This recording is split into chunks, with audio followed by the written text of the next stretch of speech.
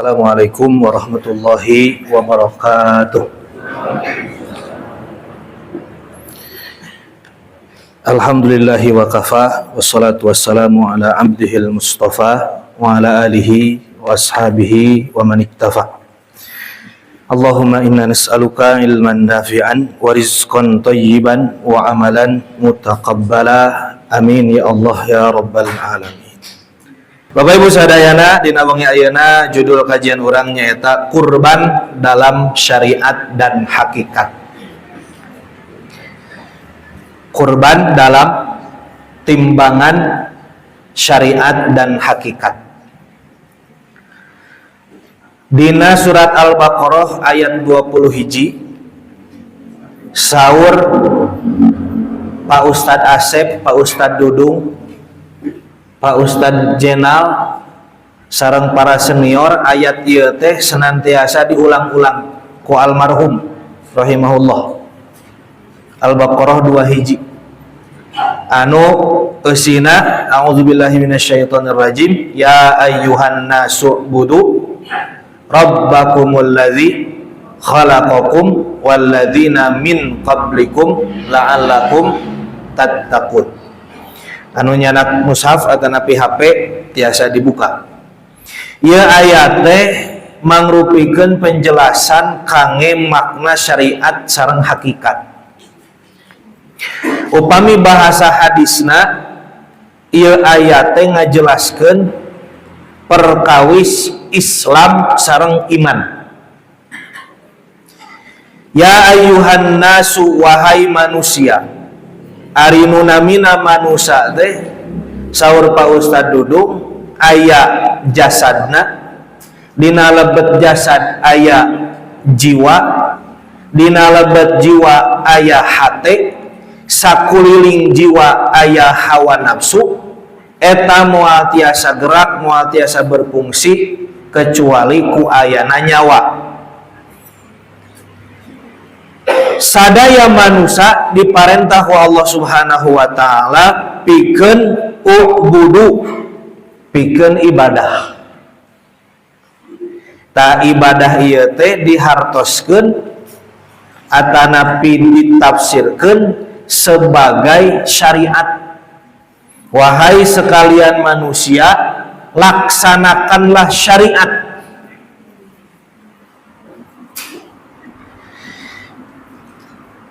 Teras u'budu rabbakum, ngalaksanakeun syariat hartosna ibadah. Saha anu diibadahan? Pangeran aranjeun nyaeta Allah Subhanahu wa taala. Saha ari Allah teh? Alladzi khalaqakum walladzina min qablikum. Allah itu adalah Tuhan yang menciptakan, mengatur, menjamin rezeki kalian dan orang-orang sebelum kalian. Nah, kalimat itu Bapak Ibu dari Rabbakum alladzi khalaqakum sampai akhir itu adalah penjelasan tentang hakikat. Bahasa hadisnya adalah iman. Berarti kita diperintahkan beribadah, melaksanakan syariat, melaksanakan Islam wajib dengan hakikatnya, wajib dilandasi, didasari dengan iman, supaya akhir dari peribadahan atau syariat kita itu adalah la'allakum tattaqun, agar kalian bertakwa. Faham dugi gadea Bapak Ibu? Jantan aya syariat, aya hakikat, aya Islam, aya iman. Ari syariat teh sadaya naon anu dilakukeun ku urang, nu diparentahkeun ku Allah sareng Rasulna,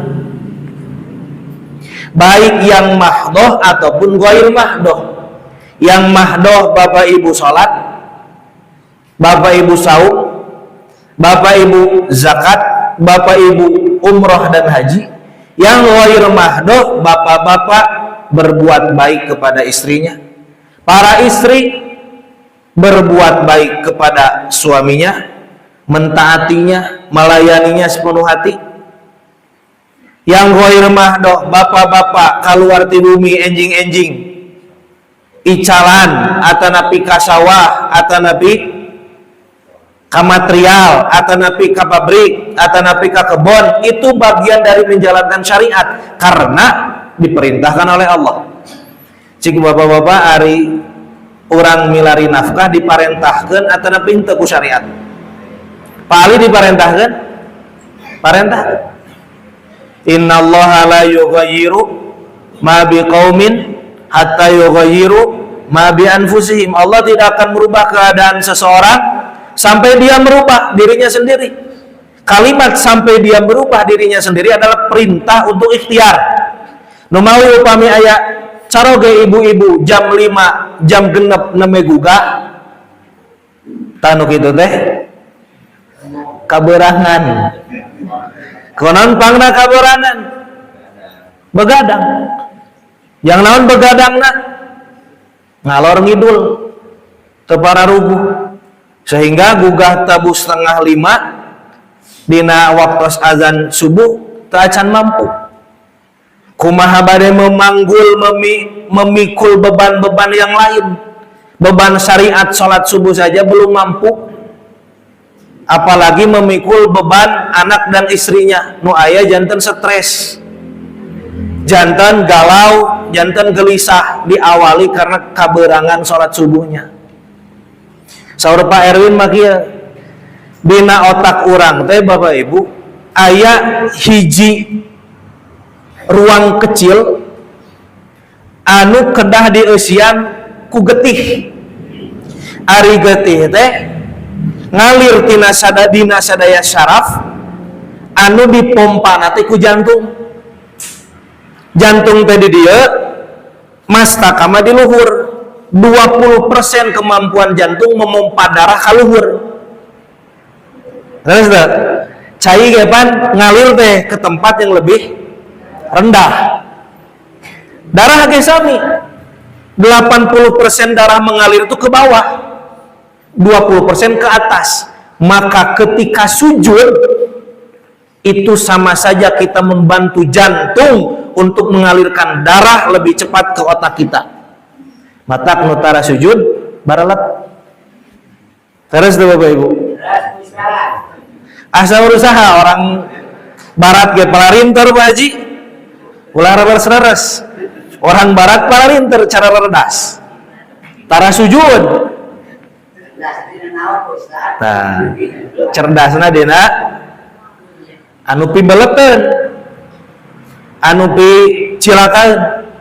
Hartos cerdas di dieu teh nya aya emosional, aya spiritual. Tajana nalika sujud teh bakal ngalirkeun darah tina jantung ka otak. Ngan darah anu dieusikeun ku jantung ka otak teh mung diange di waktu lohor. Hanya digunakan oleh otak tersebut di waktu zuhur. Ketika bapak-bapak nu arusaha teh mulai panas otakna. Ngawitan damel tabu 7. Lohor teh pan terus mulai capek. Ta fungsi darah anu tadi aya nu otak teh di waktu duhur untuk merefresh kembali saraf-saraf otot-otot yang capek. Nu mawi jalmi anu subuhna tabuh 5, tabuh setengah genep, tabuh genep komo, tabuh setengah 8 mah moal kabagean sok sanaos salat. Janten pas waktu salat subuh we si darah eta lebet karena bagian otak tersebut. Namawi syariat mah moal ngabobodo, syariat mah moal nipu. Syariat teh eusina manfaat hungkul ngan urangna nu teu daek mikir. Eta judulna teh. Urang ngawitan kana poin insyaallah sim kuring alhamdulillah tos nyatet 3 poin dina judul wengi ayeuna. Poin anu kahiji, makna syariat adalah segala bentuk ibadah yang telah ditentukan oleh Allah dan Rasul-Nya, sedangkan makna hakikat adalah dasar dan tujuan dari syariat itu sendiri. Jadi yang disebut syariat adalah segala apa yang diperintahkan oleh Allah dan Rasul-Nya, sedangkan hakikat itu adalah dasar dan tujuan syariat tersebut. Salat Bapak Ibu, adalah bagian dari syariat karena diperintahkan oleh Allah dan Rasulnya. Dimulai dari takbiratul ihram hingga salam. Assalamualaikum warahmatullahi wabarakatuh. Assalamualaikum warahmatullahi wabarakatuh. Bade langsung nyawa HP sah. Bade langsung gogoleran sah. Bade langsung sasalaman Pak Haji sah. Ngan saur Pak Haji pagi nitip ulah dibiasakeun sasalaman sabada salam salat. Jika rek maot cenah urang teh. Ngan pami santri mah ngahaja ku abdi diajarkeun supados paham tentang sopan santun, paham tentang ramah dan tamah khususnya kepada ahli Korea teh masyarakat. Bapak-bapak mah bade sasalaman teh kewe saparantos salat sunnah ba'diyah namanya sasalaman. Bilih sabada salat euy ti masjid teh maot. Tah berarti sasalaman terakhir. Dihapura dosa-dosana. Ngan upami sasalaman wae jiga nu rek maot. Pan sieun urang teh. Anu teu acan siap mah sieun maot, nu teu siap mah insyaallah. Maot teh adalah sesuatu yang dirindukan. Nah janten salat teh syariatna seperti itu. Ngan hakikat salat teh naon? Dasar dan tujuan salat teh naon? Nah itu yang disebut hakikat. Itulah yang disebut iman. Sehingga salat teh menjadi sesuatu yang diyakini dan dipahami visi, misi, dasar dan tujuannya. Itu hakikat. Upami orang sholat, Bapak Ibu, paham hakikatnya, paham dasar dan tujuannya, maka kita akan sholat dalam keadaan ikhlas. Bahasa bahituna dalam keadaan ma'rifat. Nah, cara supaya Islam kita dugi kana iman, syariat kita dugi kana hakikat, caranya dengan ihsan. Bahituna disebut tarekat. Ari tarekat teh cara, bahasa hadisna ihsan. Janten upami urang sholat urang hoyong dilandasi hakikat sehingga ikhlas, maka harus ihsan. Ari ihsan teh urang sadar ketika sholat teh ningali Allah. Nalika sholat teh Allah memperhatikan kita. Saur Nabi sallallahu alaihi wasallam, anta budallaha ka'annaka tarahu. Kamu beribadah kepada Allah, sholat misalnya, kamu harus merasakan seakan-akan kamu melihat Allah. Berarti cara sholat yang mencapai ma'rifat, sholat yang mencapai ikhlas, sholat yang didasari hakikat, didasari iman, maka harus menggunakan ihsan ketika sholat. Nu mawi nuju sholat teh urang api-api we heula ayeuna mah. Api-api ningali Allah. Atanapi api-api urang teh ditingali ku Allah. Namawi tos moal aya nu netepan nu salat socana culang cileung. Atanapi saur Nabi pami aya di antawis aranjeun salat bari ningali ka langit, maka Allah akan menjambar pandangannya. Ulah sunah lagi nuju salat teh pandangan ke tempat sujud. Tapi ketika ada gangguan maka kita tidak mengapa. Contoh misal ada nyamuk, ada kucing atau ada hal-hal yang mengganggu, maka kita boleh untuk melakukan gerakan di luar sholat. Termasuk upami bapak-bapak nuju netepan aya HP, nyepengan HP, nyakuan HP peke disada. Wios dicanakeula apa anda? Wios kangen naon? Di pareuman langsung, ulah ditinggali layar na pareuman we. Pencet sisi apa di layar heula. Ngadon dibaca heula chatna cilaka. Jadi boleh mematikan HP yang berdering ketika sholat boleh. Termasuk ketika soft depan itu kosong karena makmum yang di bagian depan mundur batal atau alasan apapun, maka bapak-bapak maju ke payun ulangan tasan batur. Atanapi nu di sampingna ngageser. Tah urang uhikeun deui kanu tadi. Bahasa syariat sareng hakikatnya seperti itu. Islam sareng iman hartosna ketika orang berislam teh cukup kedah dilandasi ku iman. Cara Islam orang didasari ku iman teh kedah ku ihsan. Dina Quran disebutkan surat Al-Hujurat ayat 14. Qalatil a'rabu amanna qul lam tu'minu walakin qulu aslamna. Orang-orang Arab Baduy berkata kepada Rasul, "Ya Rasul, kami telah beriman." Kata Nabi, "Jangan kamu mengaku beriman, tapi mengakulah berislam." Walamma yadkhulul imanu fi qulubikum, karena iman atau hakikat belum masuk di dalam dirimu. Kamu baru mengucapkan Islam saja. Artinya Bapak Ibu, Islam kita harus disempurnakan dengan iman. Makanya tadi dalam surat Al-Baqarah 208 dibaca bersama-sama, ya ayyuhalladzina amanu udkhulu fis-silmi kafah. Kafah di sini bermacam-macam tafsiran. Salah satunya Islam kita harus disempurnakan, dilengkapi dengan iman. Caranya kita selalu meniti jalan ihsan. Ihsan itu belajar merasa bahwa kita melihat Allah atau Allah melihat kita. Misal bapak-bapak nuju icalan, rada hoyong ageng batina, setan we lebet melalui hawa nafsu, kirangan we timbanganana, wailul lil mutaffifin alladzina idza talu 'alan nasi yastawfun. Upami balanya ka batur hoyong di langkungan, upami aya nu balanya ka anjeunna di kirangan, nu kitu teh al mutaffifin.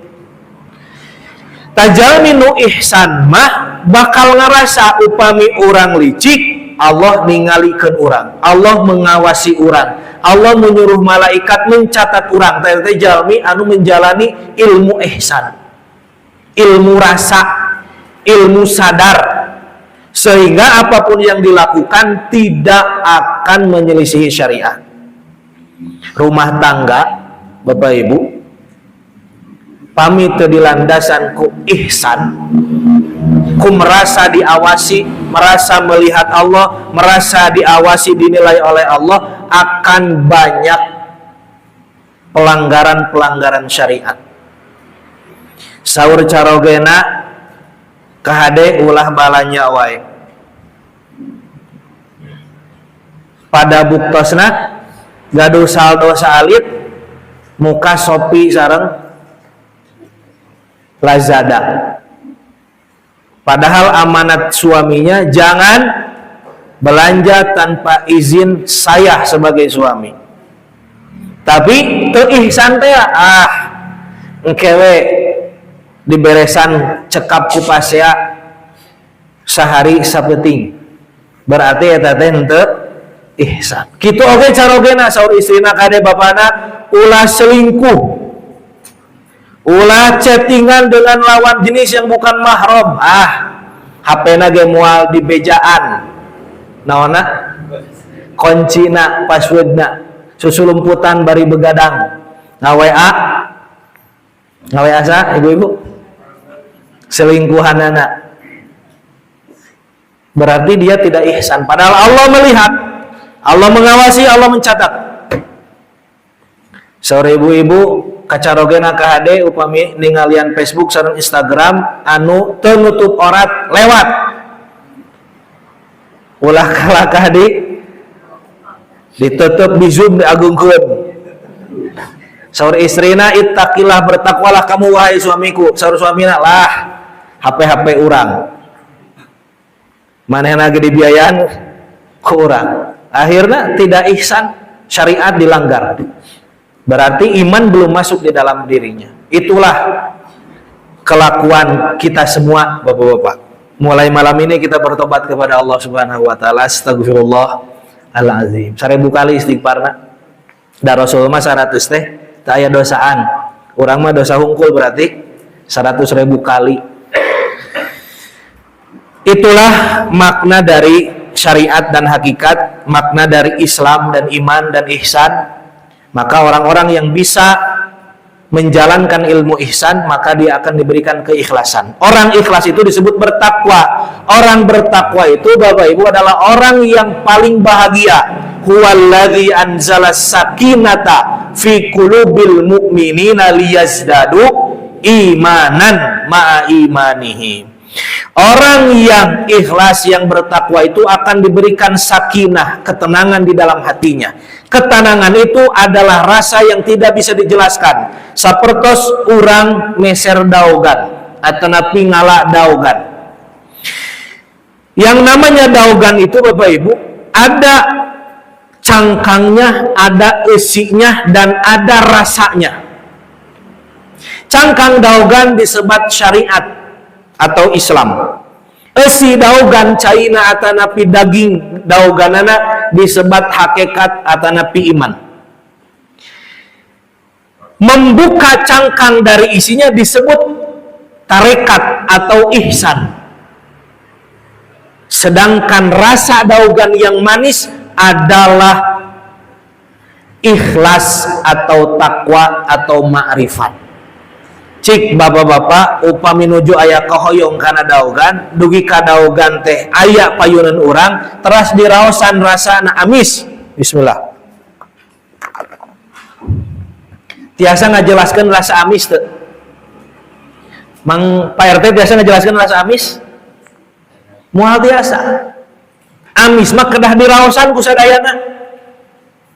Jadi pami aya jalmi ngajelaskeun makna ikhlas, moal tiasa ngajelaskeun sakumaha anu diraoskeun ku anjeunna. Janten ikhlas mah adalah rasa, takwa mah adalah rasa yang hanya dapat diketahui oleh yang merasakan. Ibu-ibu terus ngaraosan raosna ikhlas, raosna takwa. Bapak-bapak terus ngaraosan raosna ikhlas, raosna takwa. Anu atos alhamdulillah. Ngan moal tiasa ngabibita batur. Moal tiasa ngajelaskeun ka batur. Hanya akan dinikmati oleh diri sendiri dan Allah mencatatnya sebagai amal soleh. Sapertos tadi daogan nuju haus, teras ngaleut daogan. Bagaimana senangnya Pak Haji Pakih sehabis ngurek meminum daogan yang segar, begitu menyenangkan dan membahagiakan. Itulah hadiah takwa, itulah keikhlasan. Moal tiasa dijelaskeun, mung tiasa diraoskeun ku masing-masing. Barade Bapak Ibu daogan nu amis, barade Bapak Ibu ikhlas, takwa, ma'rifat anu amis.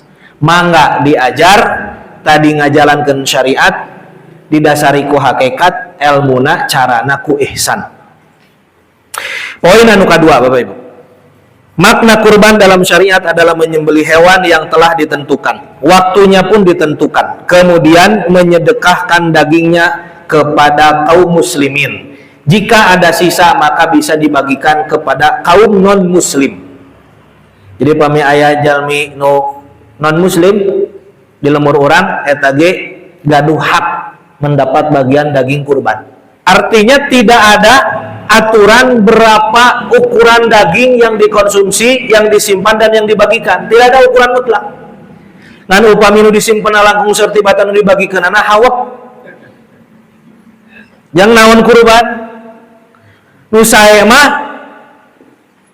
nuang saalit da daging kurban teh daging paling berkah. Janten urang kina-kina urang teh tos takwa, tos ma'rifat, pasikeun sadayana salah lepat. Da daging kurban ge kedah sunnah diraosan ku pengurban. Tapi ulah seueur teuing. Seperti luna atuh canak, seperti lu teh dibagi dua, nu dituang sareng nu disimpen, 3/4 bagikeun. Teras waktu nanya 4 hari 10 Zulhijjah, 11, 12, 13 Zulhijjah hari tasyrik. Teras syarat-syaratna parantos diketahui ku Bapak Ibu, syarat-syarat kurbanna teu robih ti kapungkur ka ieu nage. Kemudian Bapak Ibu ada satu hadis dari Nabi SAW. Man kana lahu sa'atun walam yudhi fala yaqrabanna masjidana. Siapa yang diberikan kemampuan, rezeki, kemudian dia tidak menyembelih, tidak berkurban di bulan Zulhijjah, maka jangan mendekati masjidku. Ukuran kemampuan itu bertingkat dan bertahap. Ada yang mampu setahun sekali, berarti kedah ngempalkan artos sehari 10.000. Tingkatan kedua kurbannya 2 tahun sekali, berarti dina sehari kedah nabung artos 5.000. Kemampuan kurbannya 3 tahun sekali, berarti sehari kedah ngumpulkan artos 2.500. Upami nu mampuna tingkatan kaopat 4 tahun sekali, berarti sehari ngumpulkan 750 perak. Jar cok ge geus 1000. Sabaraha? 1500? 1200? Astagfirullah. Istighfar Bapak-bapak. Kalau resep kene udun tapi 4 tahun sekali teu bisa kurban-kurban acan.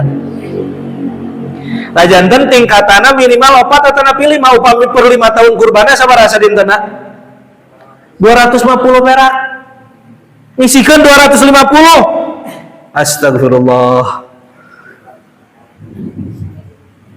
Aya nu saumur-umur tacan kurban bakal ditaros ku Allah Subhanahu wa taala.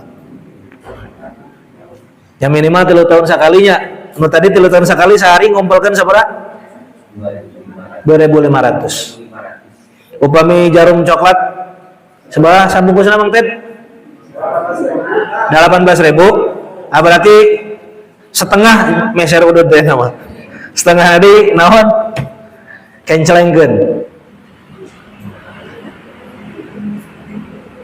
Tidak tanggung-tanggung ancamannya Bapak Ibu. Fala yaqrabanna masjidana musallana. Jangan kamu dekati masjidku.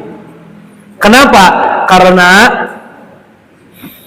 Allah Subhanahu wa taala tidak mencintai atau membenci orang yang kikir, orang yang pelit. 3 tahun sekali ngisikeun sehari 2.500 teu mampu berarti koret. Ari kabatur su eta mah koret anjeun koret misalnya urang.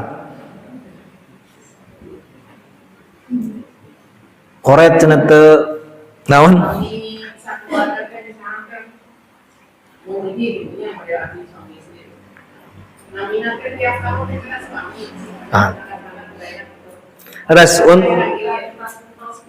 Untuk nami itu nami sendiri, tapi untuk peruntukan menjadi pahala sedekah atas nama keluarga. Jadi ini adalah dariku, atas namaku, kata Nabi. Tapi pahalanya li ummati atau li ahli, untuk keluargaku dan untuk umatku. Kenapa ada penamaan? Karena nanti di akhirat orang-orang pengurban itu akan dipanggil dan diberikan pahala sebanyak kukunya, tanduknya dan bulunya. Dan pahala yang banyak tersebut nanti dibagi-bagi oleh si pengurban yang mengatasnamakannya tersebut kepada keluarganya dan Rasulullah untuk umatnya. Jadi ada kekhususan bapak-bapak, ibu-ibu, ini kurbanku dan untuk umatku itu kekhususan Rasulullah. Kalau kita hanya untuk keluarga. Jadi kena ayah hadisna, ya kurban abdi Ustad Aridi sareng kange umatku. Gaduh umat Ustad Aridi. Atau jamaahku. Kemudian juga jangan lupa untuk tidak memotong kuku, rambut dan bulu-bulu lainnya sampai setelah menyembelih. Jadi setelah menyembelih hewan kurban kita, maka boleh dipotong. Untuk apa? Untuk menjadi saksi nanti di hadapan Allah Subhanahu wa taala. Bapak Ibu, dalam satu hadis disebutkan bahwa pahala kurban itu akan sampai kepada Allah sebelum tetesan darah pertama jatuh ke tanah. Secara imaniyah atau hakikat, Allah telah menyiapkan wadah yang tidak terlihat untuk mewadahi darah tersebut beserta pahala dan disimpan di pembendaharaan langit oleh Allah Subhanahu wa taala. Ini menandakan bahwa kurban itu bukan ibadah biasa, tapi sangat istimewa, termasuk hitungan bulunya, kukunya dan tanduknya menjadi saksi kebaikan di sisi Allah. Tidak disebut dagingnya loh Bapak Ibu, bahwa dagingnya akan menjadi saksi di akhirat, enggak, tapi bulunya, rambutnya, kukunya, kulitnya akan menjadi saksi. Ini hikmah. Jangankan yang besar yaitu dagingnya, yang sepele saja akan menjadi kebaikan. Komo dagingnya, apalagi kalau sebagian besar dagingnya disedekahkan untuk kaum muslimin, bakal langkung lebih besar. Jadi Bapak Ibu, poin yang kedua tadi menitik beratkan kepada kita mampu kurban kalau nggak 1 tahun sekali, 2 tahun sekali, kalau nggak 2 tahun sekali, 3 tahun sekali. Pan ayah lagu nagetan. Jika tidak hari ini, mungkin minggu depan. Jika tidak minggu depan, mungkin bulan depan. Jika tidak bulan depan, mungkin tahun depan. Terus dilaguan kumat manusia dalil-dalil lagi. Hartosna kita terus ikhtiar karena Allah akan merubah nasib kita dengan ikhtiar kita dan iradah Allah Subhanahu wa taala. Yang terakhir, poin ketiga. Makna kurban dalam hakikat adalah satu bentuk syukur kepada Allah Subhanahu wa taala. Yang kedua, mendekatkan diri kepada Allah dengan pengorbanan. Dan yang ketiga, membuang sifat-sifat buruk dari dalam diri kita. Jinu kahiji naon tadi, Bapak Ibu? Bentuk syukur kita kepada Allah Subhanahu wa taala. Inna a'tainaka kal al-kautsar. Sungguh kami telah memberikan kepadamu telaga al-kautsar. Nanti di akhirat. Di dunia nikmat yang banyak. Cara untuk mensyukuri nikmat adalah fasholli li rabbika wanhar. Salatlah dan berkurbanlah. Salat di sini juga tidak hanya salat yang ritual kita, tetapi salat di sini juga adalah keterhubungan hati kita dengan Allah.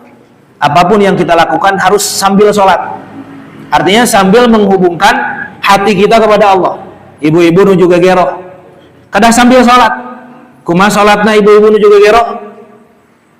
Tidak merasa bahwa sehat ini hasil olahraga, tidak merasa bahwa air yang ada di rumah kita hasil dari kemampuan kita membeli mesin yang bagus, kemudian piring-piring gelas-gelas yang kita cuci, tidak merasa ini adalah hasil belanja uang kita yang dihasilkan dari pekerjaan kita. Itu sholat sambil gegero sambil sholat, menjaga keterhubungan hati kita dengan Allah. Bapak-bapak nuju macul, ulah ngaku tanaga teh nudiri, tapi titipan ti Allah Subhanahu wa taala. Ulah ngaku sawah nu lega teh di paculan. Wah ieu menang hese dagang kapungkur dibalanyakeun kana sawah. Menang urang, tidak. Itu semua adalah titipan dari Allah Subhanahu wa taala. Bapak-bapak anu di pabrik, anu di bengkel, pangjagona nu ngamayan teh se-Jawa Barat mah urang. Berarti teu salat nuju usahana, nu usahana bari salat mah saya tidak punya kemampuan, semua adalah titipan dari Allah. Saya tidak gaduh kabisa, teu gaduh pinter, sadayana ge titipan ti Allah Subhanahu wa taala. Nu nguseup meunangan wae, ngelai ka batu nu tara meunang boncos. Beda jejer lagi, mah buatan tina ngewer. Mana mah semuanya adalah iradah dari Allah Subhanahu wa taala. Jadi menjaga salat itu dalam segala hal bagian syukur kita kepada Allah. Fasholli li rabbika wanhar. Kemudian yang kedua adalah pengorbanan, mendekatkan diri kepada Allah dengan pengorbanan. Inna salati wa nusuki wa mahyaya wa mamati lillahi rabbil alamin. Jadi kita mengeluarkan uang 3,5 juta ataupun domba yang 2 juta, 2,5 juta, atau domba yang lebih bagus 8 juta. Itu semua adalah bentuk pengorbanan kita untuk merasakan kedekatan kita dengan Allah. Anu tos ngarasa caket, nu tebih keneh untuk mendekatkan. Ai urang mah ngaraos tos caket atanapi tebih keneh. Anu tos ngaraos caket berarti kita merasakan kedekatan Allah. Anu tebih keneh berarti kita harus mendekatkan diri kita dengan pengorbanan tersebut yang bentuknya harta lalu disedekahkan. Dan yang ketiga adalah membuang sifat-sifat buruk yang ada dalam diri kita. Sifat-sifat buruk itu semuanya dari hewan. Sifat-sifat buruk itu semuanya dari setan dan dari hewan. Ada 6 sifat buruk yang dimisalkan oleh Allah dengan hewan di dalam Al-Quran. Dan sifat-sifat ini adalah sifat kita, bukan sifat orang lain.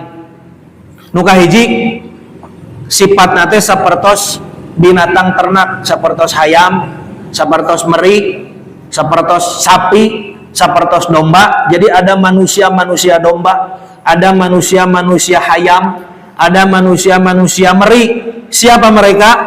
Yaitu manusia yang pekerjaannya hardoliners. Komunitasnya Ustadz Ali. Manusia-manusia yang kehidupannya hanya makan, minum, kawin, buang kotoran. Tidak ingat ibadah, tidak ingat menambah iman kepada Allah. Atas begitu. Dan ngumpul-ngumpul harta. Alhaqumut Takazur hatta zurtumul maqabir. Itu adalah manusia-manusia yang seperti binatang ternak. Allah Subhanahu wa taala berfirman surat Al-A'raf 179.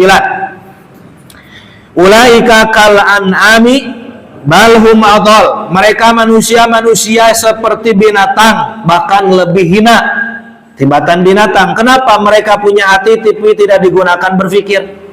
Mereka punya mata tapi tidak digunakan untuk mentafakuri nikmat-nikmat Allah. Mereka punya pendengaran tapi tidak digunakan untuk mendengar ayat-ayat Allah. Mereka seperti binatang ternak.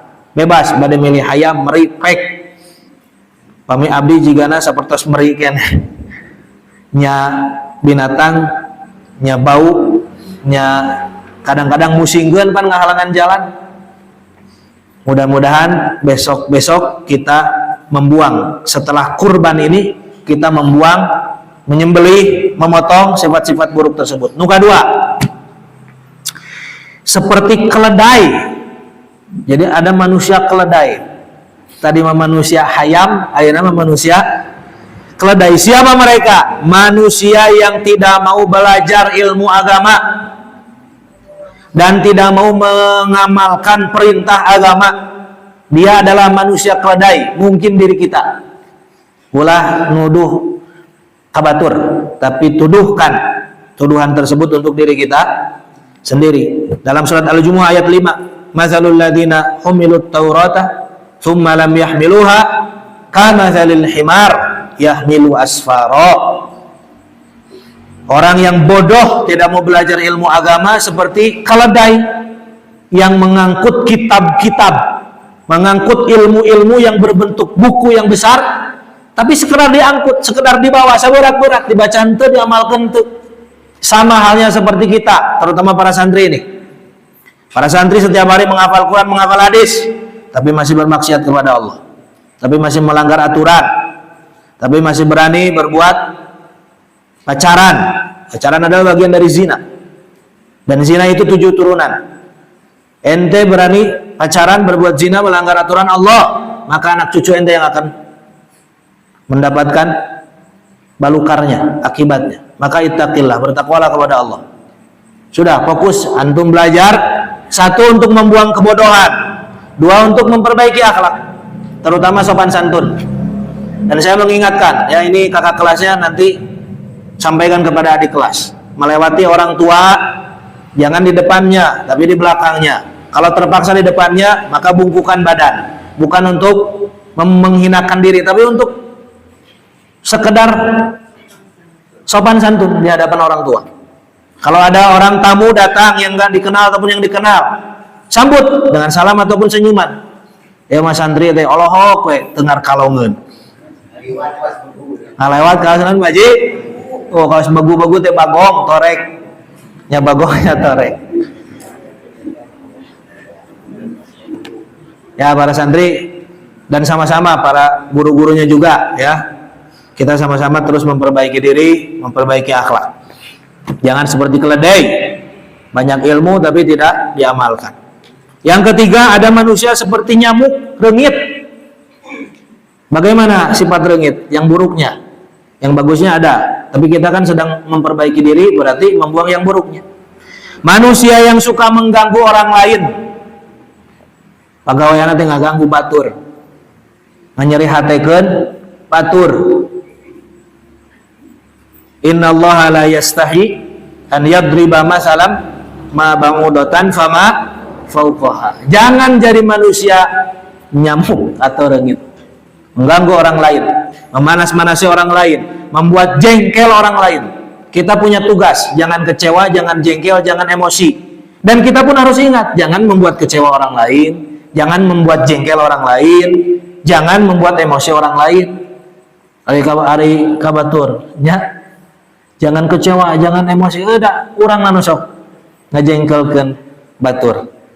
Ya, bapak-bapak jangan suka menjengkelkan istrinya.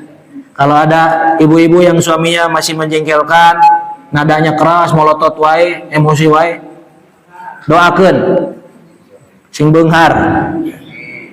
Sepada sebager sing soleh. Itulah manusia-manusia nyamuk. Nu kaopat manusia laba-laba. Dalam yang tadi surat Al-Baqarah ayat 26. Sekarang manusia laba-laba. Siapa mereka? Manusia yang meminta pertolongan dan perlindungan kepada makhluk, kepada dukun, kepada paranormal, kepada panarosan, atau kepada dunungannya, kepada bosnya. Itu manusia laba-laba.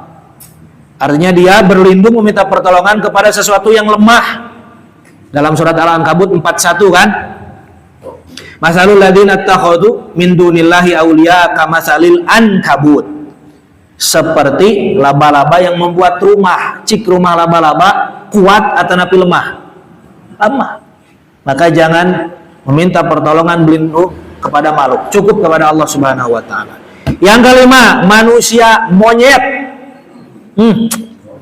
Oke, goreng kadang-kadang. Siapakah manusia monyet? Manusia yang bersifat serakah, halal haram digabrat. Dina sungut nangis pinuh, pananganan lagi kudu nyepengan. Pananganan nyepengan, cokor lagi ngiringan.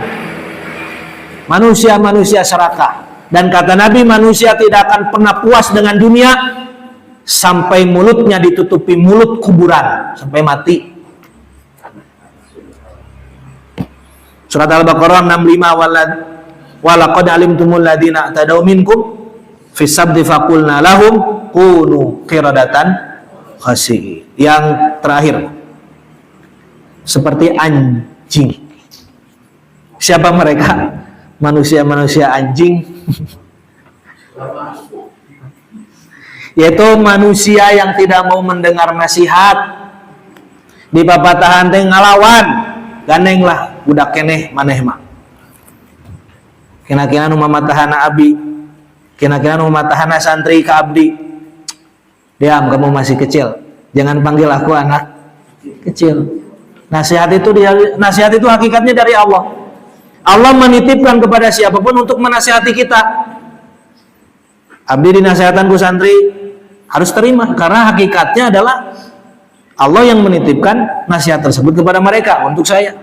Bapak-bapak dinasihati oleh istrinya, bapakna atuh ulah ameng wae, ulah hees wae, ulah kaberangan wae. Jangan marah. Hakikatnya Allah yang menitipkan nasihat tersebut kepada istri kita. Besok di pematahan bapak-bapak, ibu-ibu wayahna kedah kersama matahan. Sabab ibu-ibu menjadi wakilnya Allah untuk menasihati suaminya. Jangan takut, karena Allah bersama orang-orang yang bersabar. Surat Al-A'raf ayat 176. Walau syi'na la rafa'nahu biha walakinnahu akhara ilal ardi wattaba'a hawah. Jadi sifat anjing itu Bapak Ibu, mau dipanggil ataupun dibiarkan, dia menjulurkan lidahnya. Kumaha anjing ngajulurkan lidahnya? Lel-lelan, tidak mau mendengarkan nasihat. Maka mari kita saling menasihati Bapak Ibu. Anu ketujuh, manusia seperti babi. Manusia yang gemar dengan dosa, manusia yang gemar dengan kekotoran. Diajak membersihkan hati tidak mau, diajak banyak beramal tidak mau. Dia sukanya berbuat dosa, mengotori dirinya. Maka itulah manusia yang Allah ibaratkan seperti babi al-khinzir. Surat Al-Baqarah ayat 11 dia. Teka catat. Jadi ada 7 sifat hewan yang buruk, dan itu adalah sifat yang mungkin ada dalam diri kita dan harus kita bersihkan bersamaan dengan kita mengorbankan harta kita melalui menyembelih hewan. Maka bersamaan itu pula kita menghilangkan sifat-sifat buruk dari dalam diri kita. Sudah sekian lama Bapak Ibu kita berdosa kepada Allah. Abdi 32 tahun panginten dosana sepenuh langit dan bumi. Dosa sombongna, dosa susulumputanana, dosa batina.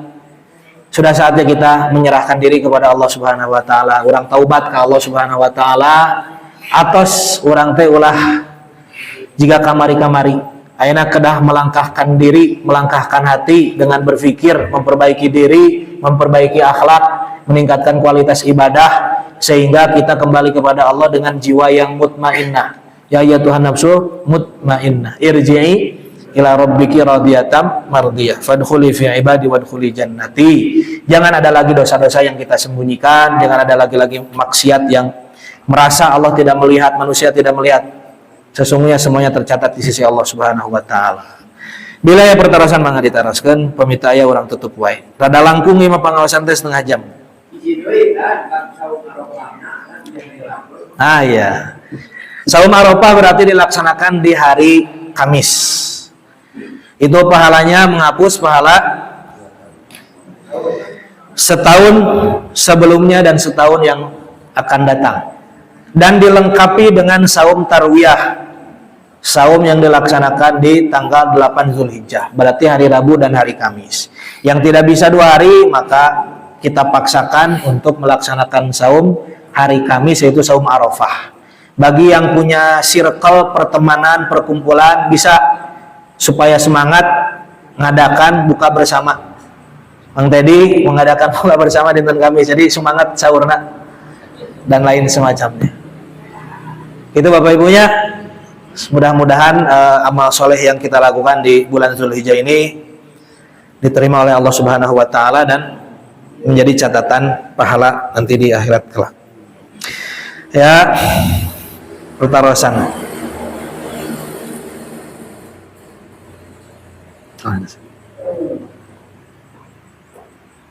Kalau kita berkurban, lebih afdol mana, kita menerima daging kurban juga atau menyerahkan semuanya? Afdolnya kita memakan sebagian daging kurban. Afdol, karena kurban itu adalah daging kurban itu daging terbaik. Dan harta terbaik adalah harta ghanimah. Jadi tidak ada harta yang paling suci kecuali harta ghanimah.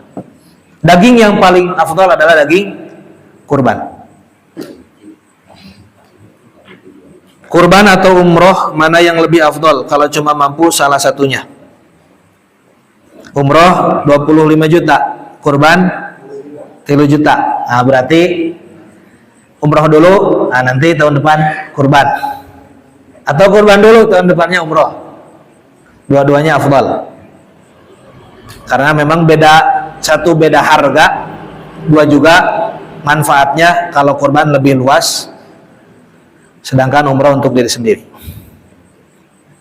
Jika Id jatuh pada hari Jumat, apakah tetap sholat Jumat atau cukup sholat zuhur? Ya, kita mengikuti pendapat yang ikut sholat Jumat lah, ikut sholat Jumat. Tapi kalau misalkan keberatan karena jadi panitia capek, maka dikasih uzur tidak mengikuti Jumatan. Boleh sholat zuhur seperti biasa. Mana yang harus didahulukan, bayar hutang atau berkurban? Bayar hutang.